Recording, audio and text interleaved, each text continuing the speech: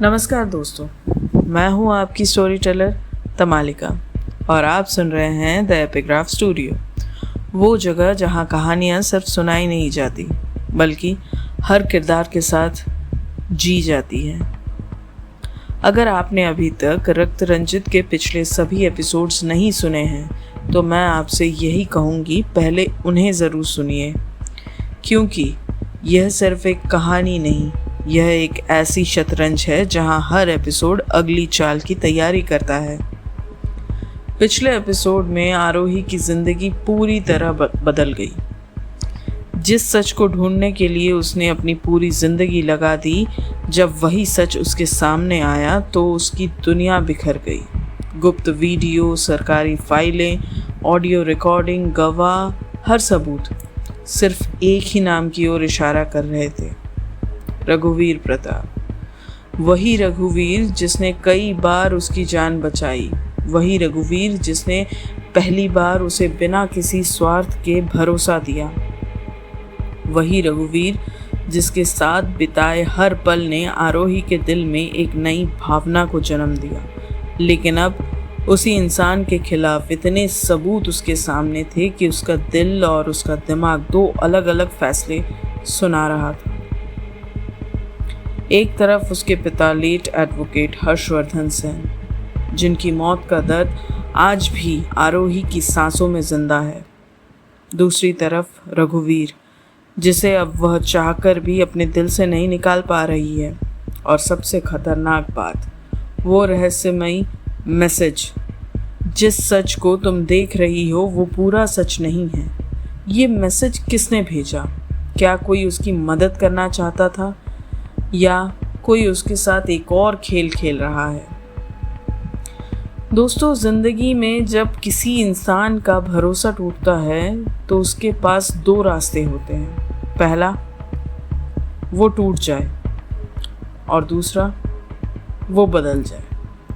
और अक्सर इंसान टूटकर बदल जाता है। वो पहले जैसा कभी नहीं रहता, क्योंकि दर्द इंसान को सिर्फ रुलाता नहीं, उसे खामोश भी बना देता है। और खामोश इंसान सबसे ज़्यादा खतरनाक होता है। आज की कहानी किसी गोली की कहानी नहीं है, किसी दंगे की नहीं है, किसी राजनीतिक भाषण की भी नहीं है। आज की कहानी चेहरों की है। वो चेहरे जो मुस्कुराते हैं लेकिन दिल में तूफान छिपा होता है। वो हाथ जो भरोसे से मिलते हैं लेकिन दिमाग उसी वक्त अगली चाल सोच रहा होता है।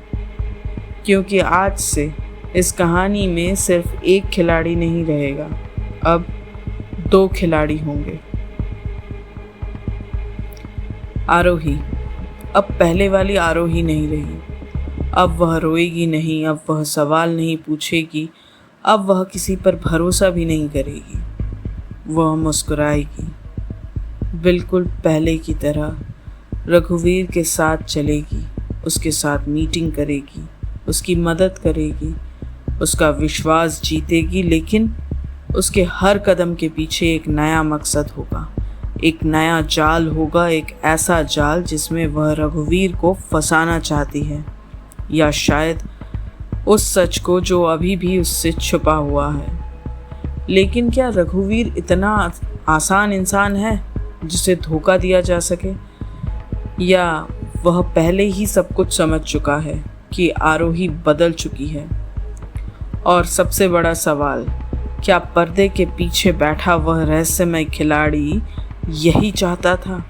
क्या आरोही अनजाने में उसी की योजना का हिस्सा बने, या पहली बार आरोही उसके खेल को उल्टा खेलने वाली है? आज का एपिसोड आपको बार बार सोचने पर मजबूर करेगा। हर मुस्कान पर शक होगा, हर बातचीत में छिपा अर्थ होगा, हर नज़र एक सवाल पूछेगी और हर जवाब एक नया रहस्य पैदा करेगा। क्योंकि अब खेल सिर्फ सबूतों का नहीं रहा, अब खेल दिमागों का है।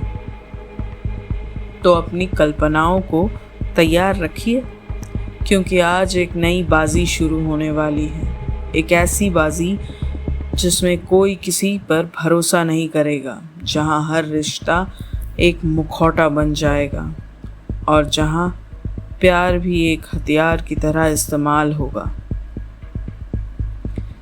तो बिना किसी देरी के आइए शुरू करते हैं रक्त रंजित पार्ट 1 का 11वां एपिसोड, डबल गेम। सुबह के करीब 9:30 बजे थे। बारिश के बाद का मौसम अजीब सी ठंडक लिए हुए था। सूरज निकल चुका था, लेकिन आसमान पर अब भी बादलों का कब्जा था, ठीक वैसा ही जैसा इस समय आरोही के दिल पर था। रात भर वह एक पल भी नहीं सोई थी। उसकी आंखों के नीचे हल्के काले घेरे पड़ चुके थे। टेबल पर अब भी उसके पिता की तस्वीर रखी थी, बगल में वही खाली पेन ड्राइव जिसमें कुछ घंटे पहले तक ऐसे सबूत थे जिन्होंने उसकी पूरी जिंदगी, पूरी दुनिया बदल दी। और अब वो सब कुछ गायब था, मानो कभी था ही नहीं। आरोही धीरे धीरे अपने पिता की तस्वीर के सामने बैठ गई। उसने तस्वीर को दोनों हाथों से उठाया। काफ़ी देर तक बस उसे देखती रही, फिर बहुत धीमी आवाज़ में बोली, पापा, मैं हार नहीं मानूंगी।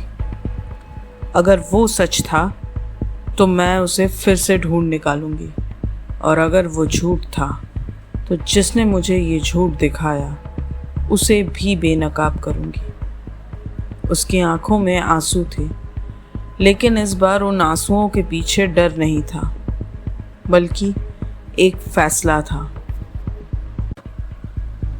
उसने शीशे में खुद को देखा। सूजी हुई आंखें, बिखरे हुए बाल, टूटी हुई मुस्कान। वह कुछ पल खुद को देखती रही, फिर ठंडे पानी से अपना चेहरा धोया, बाल संवारे, हल्का मेकअप किया, आंखों के आंसू छिपा दिए, होठों पर एक हल्की मुस्कान ला दी। वह मुस्कान जो अब सच्ची नहीं थी। आईने में देखते हुए उसने खुद से कहा, आज से कोई नहीं जानेगा कि मैं क्या सोच रही हूँ। सबको वही दिखाई देगा जो मैं दिखाना चाहती हूँ। उस पल आरोही सेन सिर्फ एक लड़की नहीं रही, वह खेल का हिस्सा बन चुकी थी। करीब 10 बजे वह पार्टी मुख्यालय पहुंची। रिसेप्शन पर बैठे कर्मचारी ने मुस्कुराकर कहा, गुड मॉर्निंग मैम। आरोही ने भी मुस्कुराकर जवाब दिया, गुड मॉर्निंग। उसकी मुस्कान बिल्कुल सामान्य थी। कोई भी देखकर नहीं कह सकता था कि यह लड़की कुछ घंटों पहले जमीन पर बैठकर रो रही थी। ऑफिस में हर कोई अपने अपने काम में लगा हुआ था।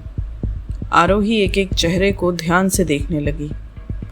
आज वह सिर्फ लोगों को देख नहीं रही थी, बल्कि उन्हें पढ़ भी रही थी। कौन किससे बात कर रहा है, कौन किसे देखकर चुप हो जाता है, किसके चेहरे पर घबराहट है और कौन ज़रूरत से ज़्यादा शांत है। उसे पहली बार एहसास हुआ कि राजनीति भाषणों से नहीं, चेहरों से समझी जाती है। तभी अमित उसके पास आया और बोला, मैम, सर आपका इंतज़ार कर रहे हैं। आरोही ने हल्की मुस्कान दी और बोली, मैं अभी आती हूँ। रघुवीर का केबिन। दरवाज़ा खुला। रघुवीर प्रताप, सफ़ेद कुर्ता, काला नेहरू जैकेट, हाथ में एक फाइल लिए खिड़की के पास खड़ा था। उसने पीछे मुड़कर देखा। उसके चेहरे पर हल्की मुस्कान आ गई। रघुवीर बोला, आ गई तुम? आरोही ने सामान्य स्वर में कहा, जी सर। रघुवीर कुछ पल उसे देखता रहा, फिर बोला, अब ठीक लग रही हो? कल रात तुम्हारी तबीयत ठीक नहीं लग रही थी।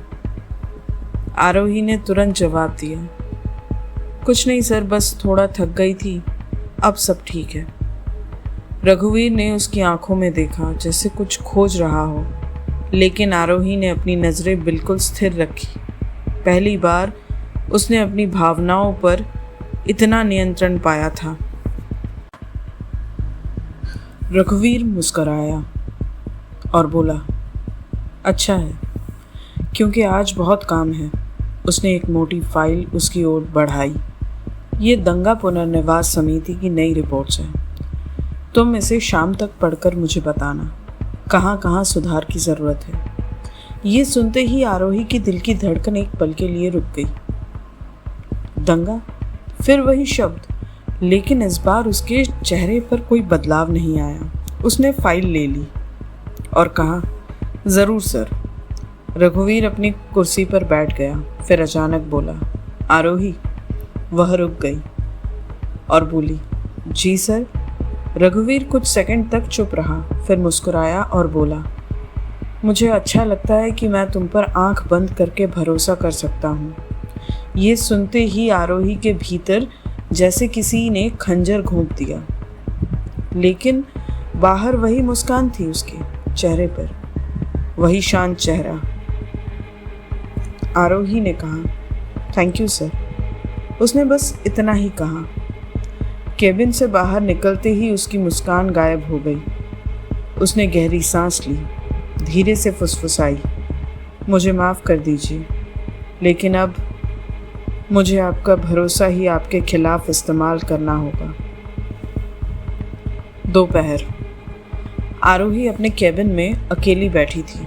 उसने दंगा पुनर्निवास समिति की फाइल खोली, एक एक पन्ना पढ़ने लगी। रिपोर्ट में मृतकों के परिवारों की सूची थी, मुआवजे का रिकॉर्ड था, सरकारी आदेश थे, लेकिन एक नाम देखकर उसकी आंखें ठहर गई। लेट एडवोकेट हर्षवर्धन सेन, उसके पिता का नाम। उसके सामने लिखा था, कंपेंसेशन रिजेक्टेड, कारण एविडेंस इनकम्प्लीट। आरोही की मुट्ठियां भीज गई। अधूरे सबूत, 10 साल बाद भी सिर्फ अधूरे सबूत। लेकिन तभी उसे रिपोर्ट की आखिरी पन्ने पर एक छोटा सा नोट दिखाई दिया, original investigation file transferred under special political archive. उसने तुरंत कंप्यूटर खोला, उस आर्काइव को खोलने लगी, लेकिन एक्सेस डिनाइड। उसने दूसरा रास्ता अपनाया, फिर भी एक्सेस डिनाइड। तीसरी कोशिश, फिर वही जवाब। वह कुर्सी पर पीछे झुक गई, धीरे से मुस्कुराई। पहली बार उस मुस्कान में दर्द नहीं था, रणनीति थी। उसने खुद से कहा, अगर दरवाज़ा बंद है तो चाबी ढूंढनी पड़ेगी, और अगर चाबी किसी के पास है तो मुझे उसका भरोसा जीतना होगा। उसकी आंखों में अब एक नया आत्मविश्वास था। उसी समय केबिन के बाहर कांच की दीवार के उस पार कोई उसे देख रहा था, रघुवीर।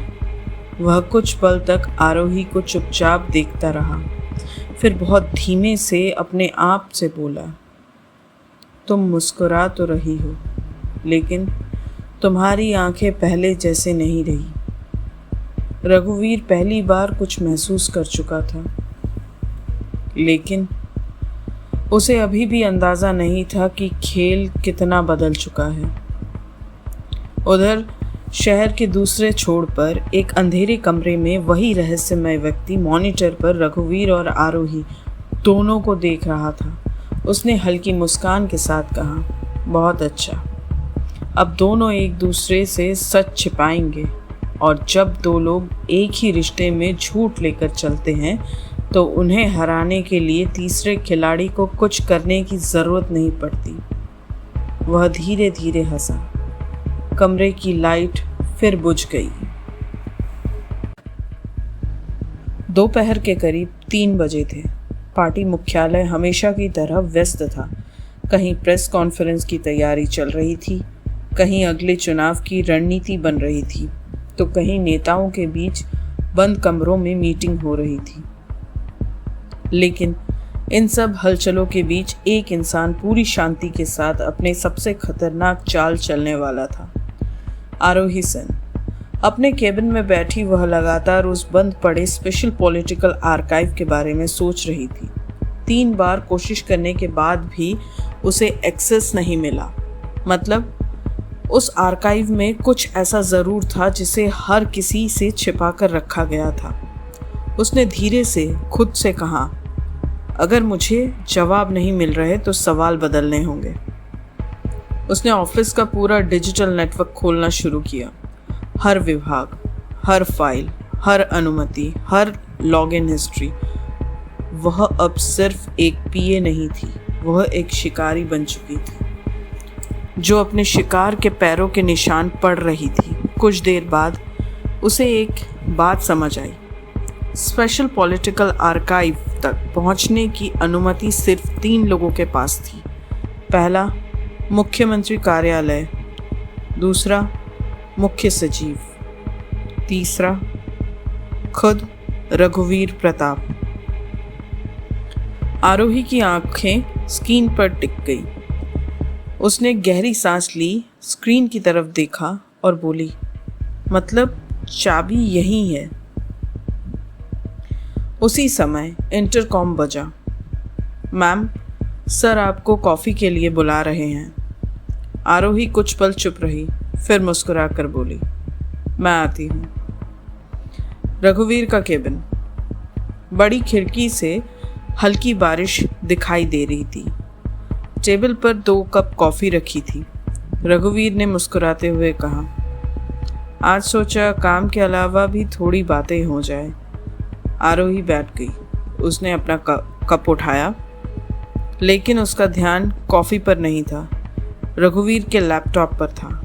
लैपटॉप खुला हुआ था। स्क्रीन कुछ सेकंड के लिए ऑन हुई और उसी पल आरोही ने देखा ऊपर एक टैब खुला हुआ था, स्पेशल पॉलिटिकल आर्काइव।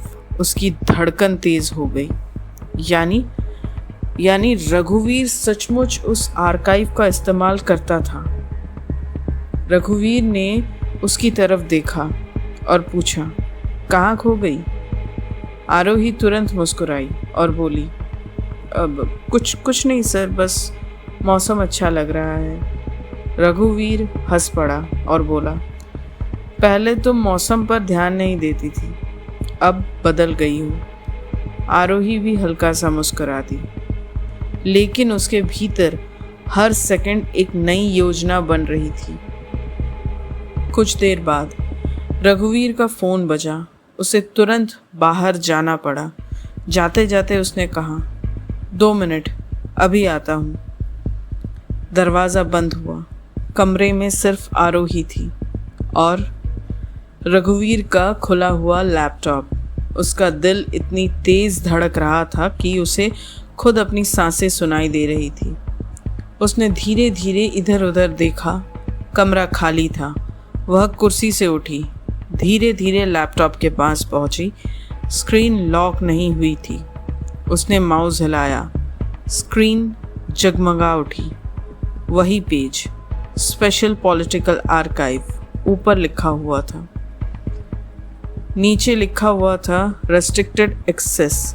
आरोही ने जल्दी जल्दी फोल्डर खोलना शुरू किया। 1, 2, 3 दर्जनों फाइलें। अचानक एक फोल्डर सामने आया, राइट इन्वेस्टिगेशन ओरिजिनल। उसका दिल जैसे रुक गया। वह फाइल खोलने ही वाली थी कि पीछे से कदमों की आहट सुनाई दी। आरोही बिजली की गति से अपनी कुर्सी पर वापस आ गई। उसी पल दरवाज़ा खुला। रघुवीर वापस अंदर आया। उसने मुस्कुराकर कहा, सॉरी, ज़रूरी कॉल था। आरोही ने सामान्य स्वर में कहा, कोई बात नहीं सर। लेकिन उसकी हथेलियां पसीने से भीग चुकी थी। रघुवीर अपनी कुर्सी पर बैठ गया। उसने लैपटॉप की तरफ देखा। कुछ सेकंड तक स्क्रीन पर नज़रें टिकाए रखी, फिर धीरे से मुस्कुराया। आरोही ने गौर किया, क्या उसने कुछ नोटिस कर लिया? रघुवीर ने अचानक पूछा, आरोही, तुम मुझ पर भरोसा करती हो? यह सवाल सीधे उसके दिल पर लगा। कुछ सेकंड तक वो चुप रही। कमरा भी खामोश रहा। फिर आरोही ने अपनी सबसे बड़ी एक्टिंग की। उसने मुस्कुराकर कहा, दुनिया में सबसे ज़्यादा। रघुवीर के चेहरे पर सुकून आ गया, लेकिन आरोही की आंखों के भीतर सब कुछ टूट चुका था। शाम के करीब 6 बजे आरोही ऑफिस से निकल रही थी, तभी उसे पीछे से किसी ने आवाज़ दी। वह मुड़ी। सामने ऑफिस का पुराना रिकॉर्ड कीपर शर्मा जी खड़े थे। उन्होंने धीरे से कहा, मैडम, आप दंगों की पुरानी फाइलें देख रही थी ना? आरोही चौंक गई और वो बोली, आपको कैसे पता? शर्मा जी मुस्कुराए, बोले, 30 साल से इस बिल्डिंग में हूँ। कौन कब कौन सी फाइल निकाल रहा है सब पता चल जाता है। आरोही कुछ नहीं बोली। शर्मा जी उसके करीब आए और बहुत धीमी आवाज़ में बोले, अगर सच में सच जानना है तो सरकारी फाइलें मत पढ़िए, शमशान जाइए। आरोही का माथा सिकुड़ गया। शमशान? लेकिन क्यों? शर्मा जी ने इधर उधर देखा, फिर फुसफुसाए और बोले, दंगों के बाद कुछ लाशें रिकॉर्ड में नहीं थी, और जिनका रिकॉर्ड नहीं होता उनकी कहानी सरकारी फाइलों में भी नहीं होती। इतना कहकर वह बिना कुछ बोले धीरे धीरे वहां से चले गए। आरोही उन्हें जाते हुए देखती रह गई। उसका दिल कह रहा था, यही पहला असली सुराग है। लेकिन उसे बिल्कुल पता नहीं था कि सामने पार्किंग में खड़ी एक काली गाड़ी से कोई लगातार उसे देख रहा था। गाड़ी के शीशे काले थे। अंदर बैठा व्यक्ति मोबाइल पर सिर्फ एक लाइन बोला। वह अब फाइलों से आगे बढ़ चुकी है। दूसरी तरफ से जवाब आया, उसे बढ़ने दो। जितना वो सच के करीब जाएगी उतना ही हमारे जाल में फंसेगी। कॉल कट गया। गाड़ी धीरे धीरे अंधेरे में गायब हो गई। उधर रघुवीर अपने केबिन में अकेला बैठा था। उसने लैपटॉप खोला, सिस्टम लॉग ऑन किया। एक संदेश चमका, अनऑथोराइज्ड एक्सेस अटेम्प्ट डिटेक्टेड। रघुवीर की आंखें कुछ पल के लिए स्थिर हो गई। उसने धीरे से स्क्रीन बंद कर दी। फिर खिड़की के बाहर देखते हुए वह शांत स्वर में बोला, आरोही, तुम आखिर ढूंढ क्या रही हो? उसकी आवाज़ में गुस्सा नहीं था, बस एक गहरी चिंता थी। रात के लगभग 11:30 बजे थे। पूरा शहर धीरे धीरे नींद में डूब रहा था। सड़कें लगभग खाली हो चुकी थी। दूर कहीं कुत्ते की भौंकने की आवाज़ आ रही थी और बीच बीच में चलती ठंडी हवा उस रात को और भी रहस्यमय बना रही थी। लेकिन आरोही के लिए ये सिर्फ एक और रात नहीं थी। आज वो उस जगह जाने वाली थी जहां शायद 10 साल पुराने दंगों का पहला असली सच उसका इंतज़ार कर रहा था। उसने अपनी कार शहर के पुराने हिस्से में रोकी। सामने एक पुराना शमशान घाट, लोहे का बड़ा जंग लगा हुआ दरवाज़ा, अंदर घना अंधेरा। कुछ पुरानी चिताओं की राख हवा के साथ उड़ रही थी। वह कुछ पल वहीं खड़ी रही, फिर धीरे धीरे अंदर बढ़ने लगी। हर कदम के साथ उसके दिल की धड़कन तेज़ होती जा रही थी। शर्मा जी की बातें उसके कानों में गूंज रही थी। सरकारी फाइलें सच नहीं बताती, शमशान बताता है। अंदर एक बूढ़ा आदमी लकड़ियां जमा कर रहा था। सफ़ेद दाढ़ी, झुका हुआ शरीर, शायद वहीं का देखभाल करने वाला कोई होगा। आरोही उसके पास पहुंची, धीरे से बोली, नमस्ते बाबा। बूढ़े ने उसकी तरफ देखा, फिर सिर हिलाया और बोला, इतनी रात को? आरोही कुछ पल चुप रही, फिर बोली, जी मैं 10 साल पुराने दंगों के बारे में जानना चाहती हूँ। इतना सुनते ही बूढ़े के चेहरे का रंग बदल गया।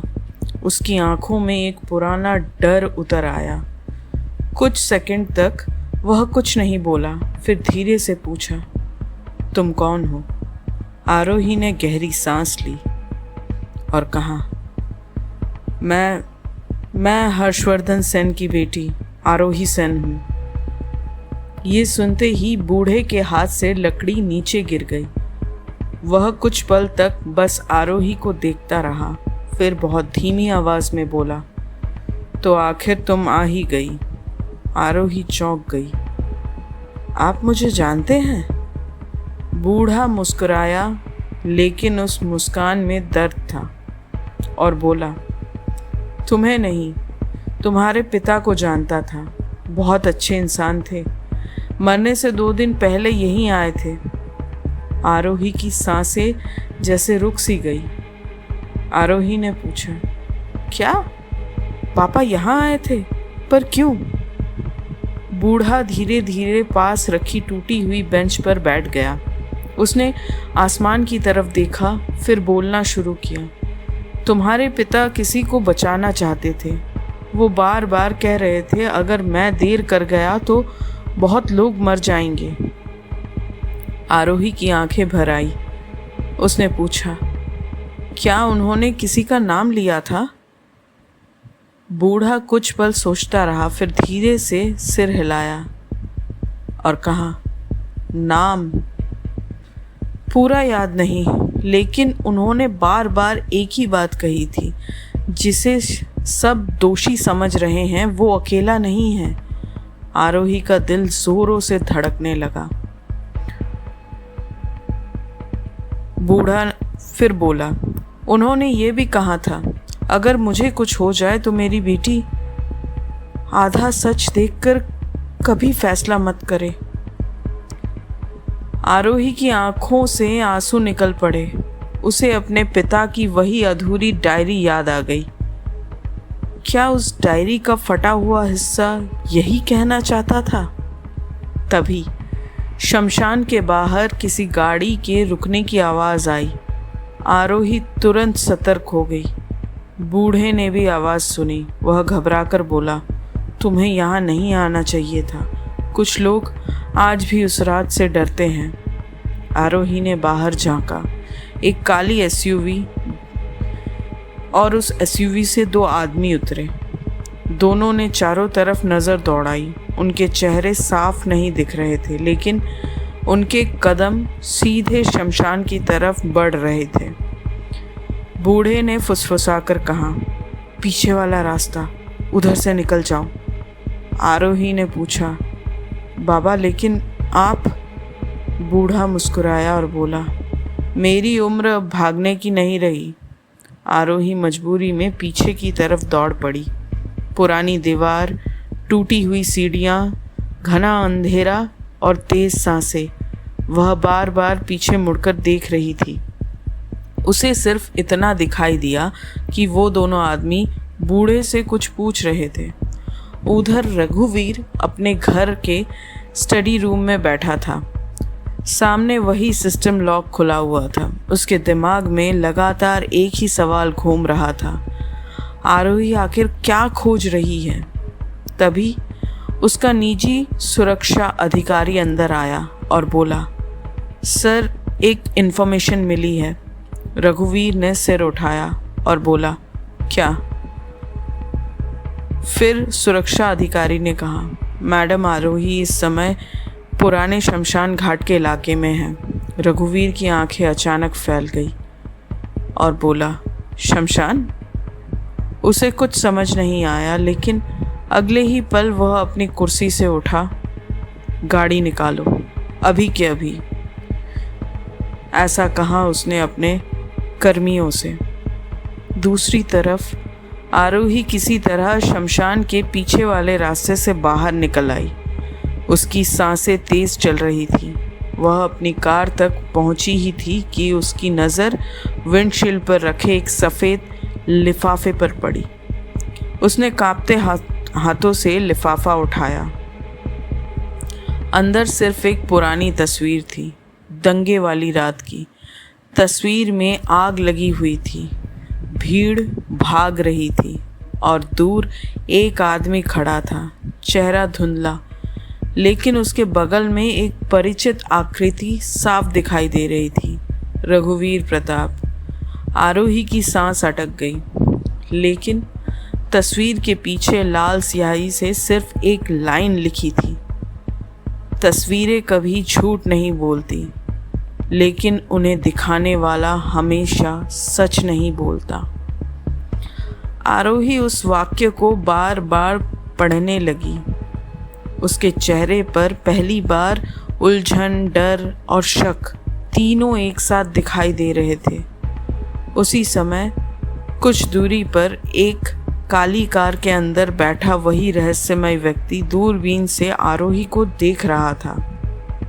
उसने हल्की मुस्कान के साथ कहा, बहुत अच्छा, अब उसे हर सबूत पर भी शक होगा और हर भरोसा वो और ज़्यादा शक करेगी। यही असली डबल गेम है। उसने तस्वीर का एक और सेट उठाया, धीरे से मेज़ पर रखा और बोला, अब अगली चाल रघुवीर और आरोही दोनों के दिल पर चलेगी। लेकिन उस अज्ञात व्यक्ति का चेहरा अभी भी अंधेरे में छिपा हुआ है। अगली सुबह पार्टी मुख्यालय पहले से कहीं ज़्यादा व्यस्त था। 2 दिन बाद एक बहुत बड़ी राजनीतिक रैली होने वाली थी। देश भर की मीडिया, वरिष्ठ नेता और हजारों कार्यकर्ता उस रैली में मौजूद रहने वाले थे। पूरे कार्यालय में भाग दौड़ मची हुई थी। लेकिन इस भीड़ के बीच 2 लोग ऐसे थे जो बाहर से बिल्कुल शांत दिखाई दे रहे थे और अंदर, दोनों के भीतर एक अलग ही तूफान चल रहा था। आरोही अपने कैबिन में बैठी थी। उसके सामने दंगे वाली तस्वीर रखी थी। उसने उसे एक बार फिर ध्यान से देखा, फिर धीरे से तस्वीर को बंद करके दराज में रख दिया। उसने गहरी सांस ली और खुद से कहा, अब सबूत मुझे नहीं चलाएंगे, मैं सबूतों को चलाऊंगी। उसके चेहरे पर एक हल्की मुस्कान आ गई, लेकिन वो मुस्कान अब एक मुखौटा था। उसी समय अमित उसके केबिन में आया और बोला, मैम, सर आपको बुला रहे हैं।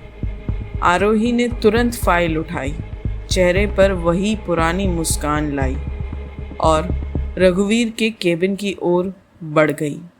दरवाज़ा खुला। रघुवीर कुछ नेताओं के साथ मीटिंग ख़त्म कर रहा था। सभी लोग बाहर निकल गए। कमरे में अब सिर्फ आरोही और रघुवीर थे। रघुवीर ने मुस्कुराकर कहा, बैठो। आरोही बैठ गई। कुछ सेकंड दोनों के बीच खामोशी रही। फिर रघुवीर ने धीरे से कहा, कल तुम जल्दी निकल गई थी। आरोही ने सहज स्वर में जवाब दिया, जी सर, थोड़ा सरदर्द था। रघुवीर ने ध्यान से उसकी तरफ देखा। उसे लगा आरोही कुछ छिपा रही है, लेकिन उसने कुछ नहीं पूछा। उसने टेबल से एक फाइल उठाई और कहा, ये रैली की पूरी रणनीति है। इसे सिर्फ 4 लोग जानते हैं और अब 5वीं तुम हो। आरोही ने फाइल ली। उसने सर झुकाया और कहा, थैंक यू सर। रघुवीर मुस्कुराया और बोला, मैंने कहा था ना, मुझे तुम पर भरोसा है। ये शब्द फिर से आरोही के दिल में उतर गए, लेकिन इस बार उसने अपने चेहरे पर एक भी भावना या शिकन नहीं आने दी। केबिन से बाहर निकलते हुए उसने मन ही मन कहा, यही भरोसा अब मेरी सबसे बड़ी ताकत बनेगा। पूरे दिन आरोही लगातार रघुवीर के साथ रही। मीटिंग, रणनीति, दस्तावेज, मीडिया ब्रीफिंग, सब कुछ पहले जैसा ही था। लेकिन आज आरोही हर कमरे को, हर कैमरे को, हर सुरक्षा व्यवस्था को ध्यान से देख रही थी। वह सिर्फ काम नहीं कर रही थी, वह रास्ते याद कर रही थी, पासवर्ड याद कर रही थी, सुरक्षा की कमज़ोरियां पहचान रही थी। हर छोटी जानकारी उसके लिए एक हथियार बनती जा रही थी। दूसरी तरफ रघुवीर भी चुपचाप उसे देख रहा था। उसे महसूस हो रहा था कि आरोही पहले जैसी नहीं रही। वह अब कम बोलती है, ज़्यादा मुस्कुराती है और उसकी आंखें हर वक्त कुछ खोजती रहती है। शाम होते होते रैली की तैयारियां लगभग पूरी हो चुकी थी। रघुवीर अपनी कार की तरफ बढ़ रहा था। आरोही भी साथ थी। तभी रघुवीर अचानक रुक गया। उसने कहा, आरोही, एक सवाल पूछूं? आरोही ने कहा, जी सर। रघुवीर बोला, अगर कभी तुम्हें लगे कि पूरी दुनिया मेरे खिलाफ खड़ी है तो क्या तुम तब भी मेरा साथ दोगी? आरोही कुछ पल बस उसे देखती रही। उसका दिल जोर जोर से धड़क रहा था, लेकिन उसने मुस्कुराकर कहा, जब तक मुझे सच नहीं मिल जाता मैं आपका साथ नहीं छोड़ूंगी सर। रघुवीर ने उसकी बात का दूसरा अर्थ समझा। उसे लगा आरोही उसका हौसला बढ़ा रही थी, लेकिन असल में आरोही ने अपने शब्द बहुत सोच समझकर चुने थे। उसने झूठ भी नहीं बोला था और ना ही उसने सच कहा। रघुवीर मुस्कुरा दिया और बोला, बस यही सुनना चाहता था। रात करीब 10:30 बजे आरोही अपने फ्लैट में पहुंची। दरवाज़ा बंद किया, कमरे की सारी लाइटें बंद कर दी। फिर टेबल पर एक बड़ा नक्शा फैलाया। रैली का नक्शा, पार्टी मुख्यालय का नक्शा, सुरक्षा व्यवस्था, प्रवेश द्वार, वीआईपी जोन, कैमरे की लोकेशन, सब कुछ उसने लाल मार्कर उठाया। एक एक जगह पर निशान लगाने लगी। फिर अपने लैपटॉप में नया फोल्डर बनाया। उसका नाम रखा डबल केन। उस फोल्डर में उसने 3 नाम लिखे, रघुवीर प्रताप, विक्रांत मल्होत्रा। तीसरा नाम उसने खाली छोड़ दिया। फिर धीरे से बोली, तुम जो भी हो, अब मैं तुम्हें ढूंढ कर रहूंगी। उसी समय मोबाइल की स्क्रीन जल उठी। एक अनजान नंबर, सिर्फ एक मैसेज, तुमने खेल शुरू कर दिया है, लेकिन याद रखना, शतरंज में सबसे पहले प्यादे नहीं, दिल मारे जाते हैं। आरोही ने तुरंत उस नंबर पर कॉल किया, लेकिन फ़ोन बंद था। उसने दोबारा कोशिश की, फिर तीसरी बार, और हर बार एक ही जवाब आया, the number you are trying to call is switched off. उसने मोबाइल धीरे से नीचे रखा, खिड़की के बाहर देखा। बारिश फिर शुरू हो चुकी थी। उसने शीशे में अपना चेहरा देखा। होठ मुस्कुरा रहे थे, लेकिन आंखें पूरी तरह टूट चुकी थी। उसकी मुस्कान में अब प्यार नहीं था, सिर्फ एक अभिनय था। एक ऐसा अभिनय जो उसे सच तक ले जा सकता था, या हमेशा के लिए खुद से दूर कर सकता था। उसी समय शहर से बहुत दूर एक आलीशान बंगले के अंदर वही रहस्यमय व्यक्ति शतरंज की बिसात के सामने बैठा था। उसने एक सफ़ेद मोहरा आगे बढ़ाया, फिर एक काला मोहरा, और धीरे से मुस्कुराया। बोला, रघुवीर, तुम सोचते हो आरोही तुम्हारी है। आरोही, तुम सोचती हो तुम खेल रही हो। उसने तीसरा मोहरा उठाया, उसे बोर्ड के बीचों बीच रखा और बहुत धीमी आवाज़ में बोला, असल खेल अब शुरू होगा। कमरे की लाइट बुझ गई।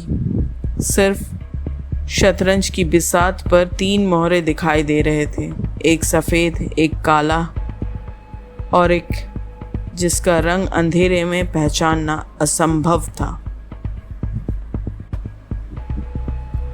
आरोही आईने के सामने खड़ी थी। चेहरे पर मुस्कान थी, इतनी सहज कि कोई भी उसे देखकर कह देता सब कुछ ठीक है। लेकिन उसकी आंखें सच्चाई बता रही थी। उनमें भरोसा नहीं बचा था, सिर्फ दर्द, सवाल और बदले की आग थी। उस रात आरोही मुस्कुराई ज़रूर, लेकिन उसकी आंखें पूरी तरह टूट चुकी थी। तो दोस्तों, आज की कहानी यहीं ख़त्म नहीं हुई है, बल्कि यहीं से शुरुआत होती है एक ऐसे खेल की जिसमें अब किसी की मुस्कान पर भरोसा नहीं किया जा सकता। आज हमने देखा कि आरोही टूट चुकी है, लेकिन उसने अपने टूटने को अपनी सबसे बड़ी ताकत बना लिया। अब वो पहले वाली भोली भाली आरोही नहीं रही जो सिर्फ सवाल पूछती थी। अब वो जवाब तलाशने के लिए हर रिश्ता दांव पर लगाने को तैयार है। आज उसने रघुवीर के सामने वही मुस्कान दिखाई जो कभी सच्ची हुआ करती थी, लेकिन अब वो मुस्कान सिर्फ एक मुखौटा है। उसके दिल में अब भी प्यार है, लेकिन उस प्यार से बड़ा उसका सच है, और सच से भी बड़ा उसके लिए उसके पिता, जिनके लिए वो इंसाफ चाहती है। लेकिन क्या आपने एक बात नोटिस की? हर बार जब आरोही सच के करीब पहुंचती है, कोई ना कोई उसे एक नया सबूत दे देता है, एक नई तस्वीर, एक नया संदेश, एक नया इशारा। ऐसा क्यों? क्या ये सिर्फ इत्तेफाक है, या कोई चाहता है कि आरोही रघुवीर पर कभी पूरा भरोसा न कर पाए और यूं ही गोल गोल घूमती रहे? और दूसरी तरफ रघुवीर, उसे महसूस हो चुका है कि आरोही बदल गई है, लेकिन वो अब भी उस पर भरोसा कर रहा है। पर क्यों? क्या सचमुच रघुवीर निर्दोष है, या एक अनुभवी राजनीतिज्ञ होने के नाते वो भी कोई ऐसा खेल खेल रहा है जिसकी भनक किसी को नहीं लग रही? और सबसे बड़ा सवाल, वो रहस्यमयी इंसान कौन है जो हर बार दोनों से एक कदम आगे निकल जाता है? वो जो कोई भी है, वो कभी दिखाई नहीं देता, लेकिन हर घटना उसी की योजना जैसी लगती है। कभी एक मैसेज, कभी एक तस्वीर, कभी कोई गवाह, और अब शतरंज की बिसात। क्या वही इस पूरे कहानी का असली खिलाड़ी है, या उसके पीछे भी कोई और है? दोस्तों, याद रखिए, शतरंज में सबसे खतरनाक खिलाड़ी वो नहीं होता जो सामने बैठा हो। सबसे खतरनाक खिलाड़ी वो होता है जो पूरी बाजी कहीं और बैठकर चला रहा हो। और मुझे लगता है रक्त रंजित की इस कहानी में हम अभी तक सिर्फ मोहरों को देख रहे हैं। राजा अभी भी पर्दे के पीछे छिपा हुआ है, लेकिन कहानी यहीं ख़त्म नहीं होती, क्योंकि अगले एपिसोड में पता नहीं आपको क्या पता चलेगा। और यकीन मानिए, अब शक सिर्फ आरोही को नहीं होगा, बल्कि रघुवीर भी पहली बार हर चेहरे को, हर मुस्कान को और हर रिश्ते को शक की नज़रों से देखना शुरू करेगा। जिस भरोसे पर अब तक ये रिश्ता खड़ा था, उसी भरोसे की नींव अब हिलने वाली है। और शायद अगले एपिसोड में एक ऐसी सच्चाई सामने आए जो अब तक की पूरी कहानी का मतलब ही बदल दे। अगर आपको आज का ये एपिसोड पसंद आया हो, अगर आपको लगता है कि इस कहानी में अभी भी बहुत कुछ छिपा हुआ है, तो इस वीडियो को लाइक ज़रूर कीजिए। अपने विचार, अपनी थ्योरी और अपना पसंदीदा पल नीचे कमेंट्स में लिखिए। मैं आपकी हर थ्योरी पढ़ती हूँ और कई बार आपकी सोच कहानी को देखने का एक नया नज़रिया भी देती है। अगर आप पहली बार द एपिग्राफ स्टूडियो पर आए हैं तो चैनल को सब्सक्राइब करना बिल्कुल मत भूलिए। बेल आइकन दबाइए ताकि रक्त रंजित का अगला एपिसोड आपसे मिस ना हो जाए। मैं हूँ आपकी स्टोरी टेलर तमालिका और आप सुन रहे थे द एपिग्राफ स्टूडियो, जहाँ हर कहानी सिर्फ सुनाई नहीं जाती बल्कि दिल और दिमाग दोनों पर अपनी छाप छोड़ जाती है। याद रखिए, हर सबूत सच नहीं होता, हर मुस्कान खुशी नहीं होती और हर दुश्मन सामने नहीं होता। मिलते हैं बहुत जल्द रक्त रंजित पार्ट 1 के अगले एपिसोड में। तब तक अपना और अपनों का ख्याल रखिए। नमस्कार।